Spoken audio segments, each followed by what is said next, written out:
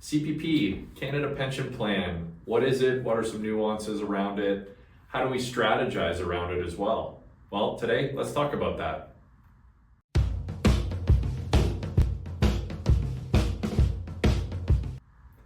Hi everyone, I'm Chris Horn, Wealth Advisor at the Andrews Group Asante Capital Management. I've got Reid Palmer with us here again today, our Associate Financial Planner. We're going to do, another Q&A style, but this time on CPP.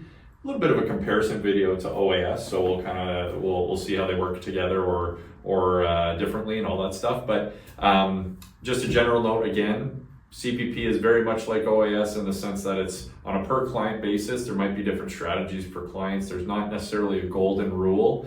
So if there is, we're going to keep things higher level. But if there is anything specific that you want to talk about, feel free to just reach out to our office and we can talk about your situation and how it relates to CPP. But yeah, Reid, let's dive right in. So CPP and OAS, the conversation often goes hand in hand.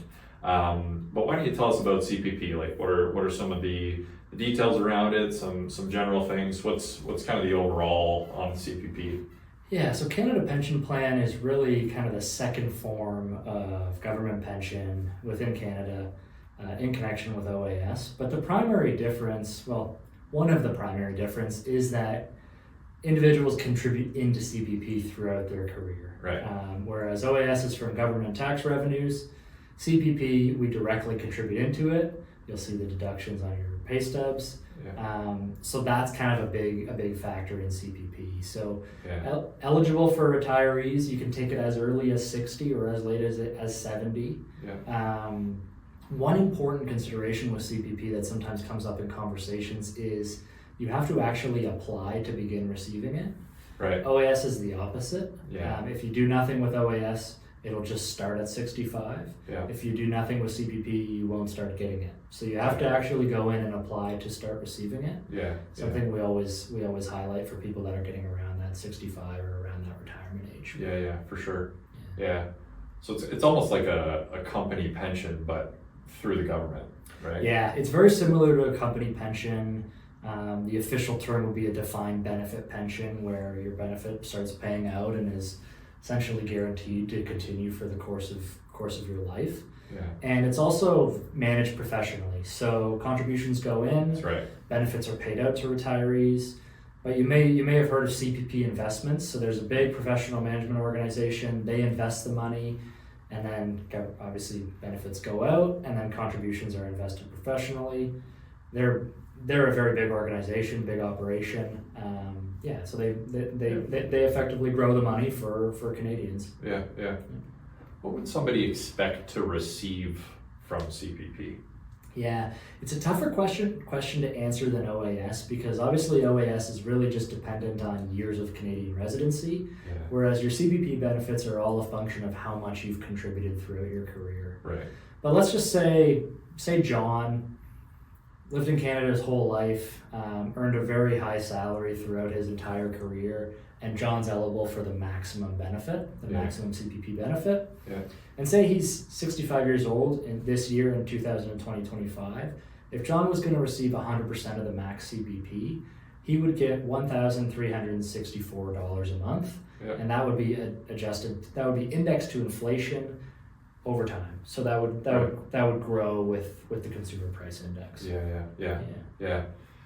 It's pretty rare sometimes for people to get that max. So what would be maybe more of like a reasonable expectation, let's say, right? Yeah, it's actually, believe it or not, it's quite rare to see the maximum paid out. Even to individuals that have had good careers and made good money throughout their career. Yeah.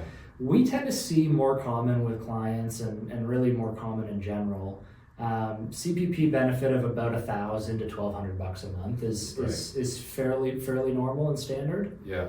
So still a very meaningful amount of retirement income. Yep. But not as common as that max. 100% of that maximum benefit. Right. So you mentioned you can take it at 60 or defer to 70. What does that look like practically for people? Yeah.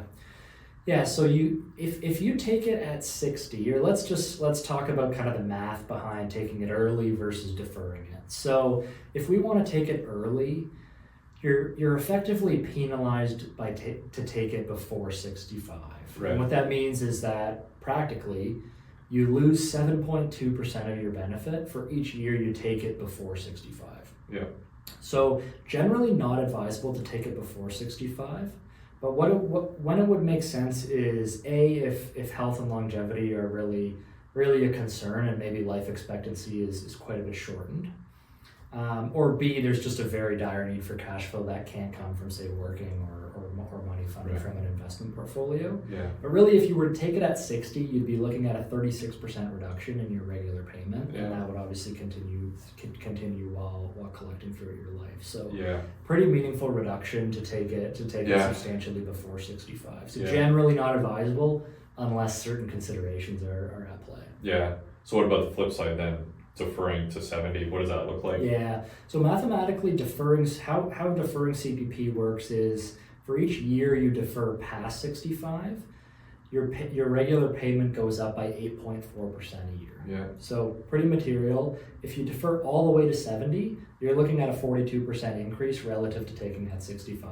Yeah. So a pretty sizable increase.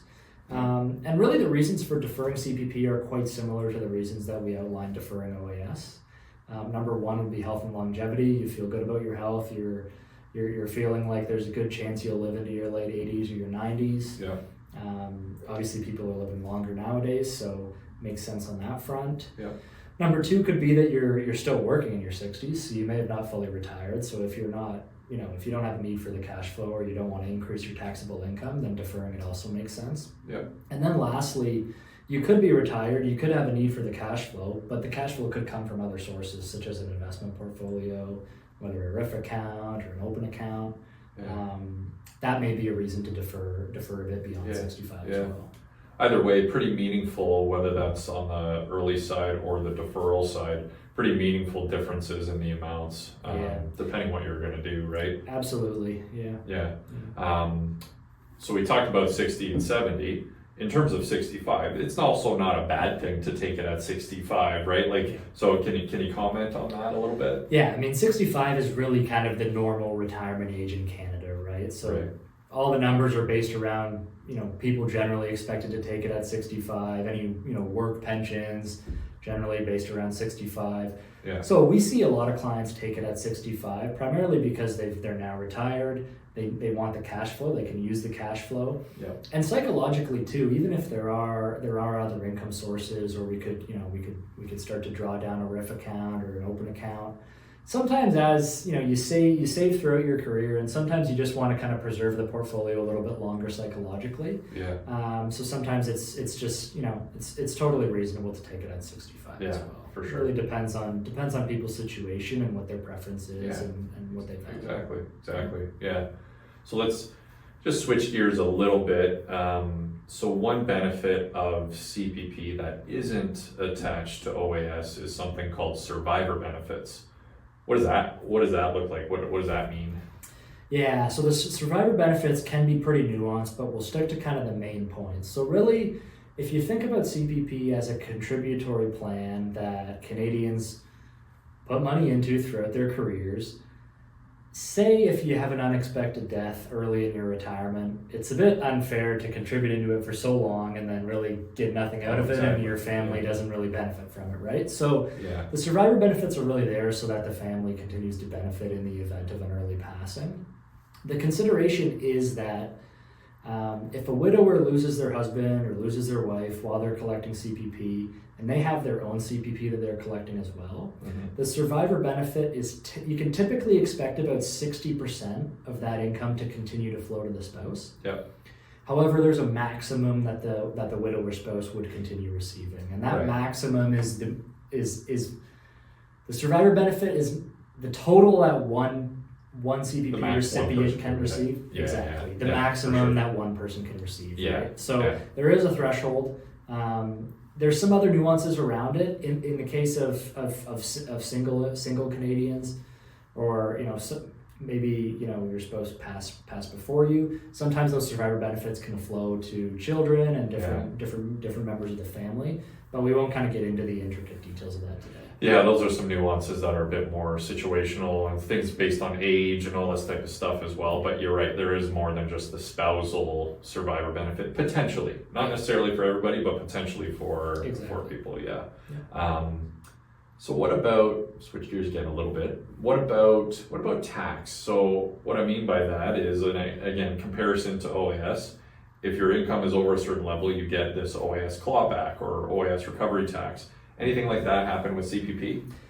Yeah, short answer is no. Fortunately, because CPP is contributory, any money that individuals pay into it throughout their career, really there's no reason that they shouldn't receive it once they're retired and collecting CPP. Yeah. So there's no such thing as a CPP clawback or anything of that nature. It is taxed as regular income, just as old age security is, but no kind of complex tax planning that we would have to do around any sort of clawback or anything of that nature for CPP. Yeah, for sure. Yeah. What about the longevity of CPP? We talked about that the last meeting with OAS, right? How do you view that in terms of CPP?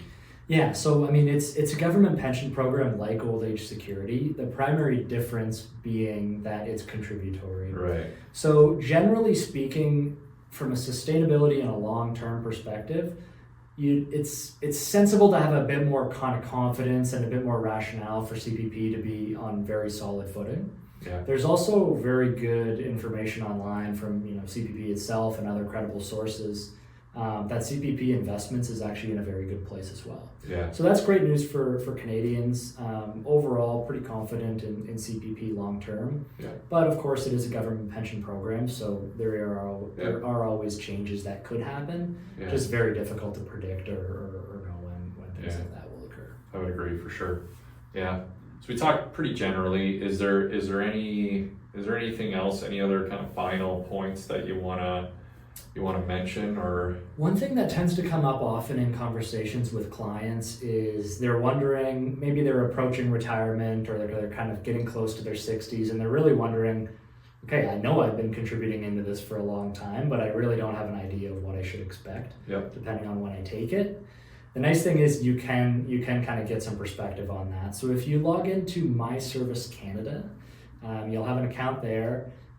Different than MyCRA. It would be nice if those websites were all in one, but separate My Service Canada, you can actually download a CPP statement of contributions. Mm-hmm. And what that will do is it will show you your historical contributions throughout your career, and it will give you some numbers around how much you would expect to receive depending on when you take it. Yeah. So that's a good document for planning purposes. We like to reference that with clients when possible. Definitely something we recommend if you're curious about checking in and kind of getting some insight on what you might receive. Yeah, definitely. Yeah. Any final before we wrap it here? Any final thoughts? That's it. Similar to OAS, there's no golden rule. There's no rule of thumb. Right. It's super dependent on your own situation, your net worth, what your income sources are, where money can be pulled from, and frankly, what your priorities and what your goals and values are as well. For sure.